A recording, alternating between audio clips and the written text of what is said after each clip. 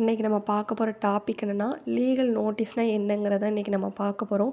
Legal நோட்டீஸ்னால் என்னென்னா, நீதிமன்றத்துக்கு செல்வதுக்கு முன்னாடி ஒரு நபர் வழக்கறிஞர் மூலமாக அனுப்புகிற அறிவிப்பு தான் லீகல் நோட்டீஸ் அப்படிங்கிறாங்க. இது ஃபஸ்ட்டு ஒரு பிரச்சனையை தீர்க்கிறதுக்கு வாய்ப்பளிக்கும் முதல் படி அப்படிங்கிறாங்க.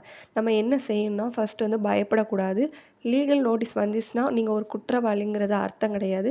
ஃபஸ்ட்டு எல்லாத்தையும் ரீட் பண்ணிவிட்டு அதுக்குள்ளே என்ன குற்றச்சாட்டு கோரிக்கை வச்சுருக்காங்கங்கிறத பார்த்து நீங்கள் அதை புரிஞ்சுக்கொள்ளணும். அதுக்கப்புறம் அந்த லீகல் நோட்டீஸ் புறக்கணிக்கக்கூடாது.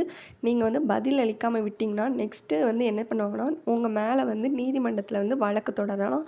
ஒரு வழக்கறிஞரை நீங்கள் அணுகி உண்மை நிலையை விளக்கி தேவையானால் சட்டப்படி ரிப்ளை நோட்டீஸ் கொடுக்கணும்.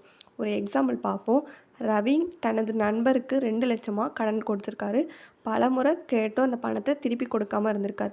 அதனால் ரவிங்கிறவங்க வழக்கறிஞர் மூலமாக 15 நாட்களுக்குள் பணத்தை திருப்பி கொடுக்கலனா உங்கள் மேலே நீதிமன்றத்தில் வழக்கு தொடரப்படும் அப்படின்னு சொல்லிட்டு ஒரு லீகல் நோட்டீஸ் அனுப்புகிறார். இதுதான் லீகல் நோட்டீஸ்.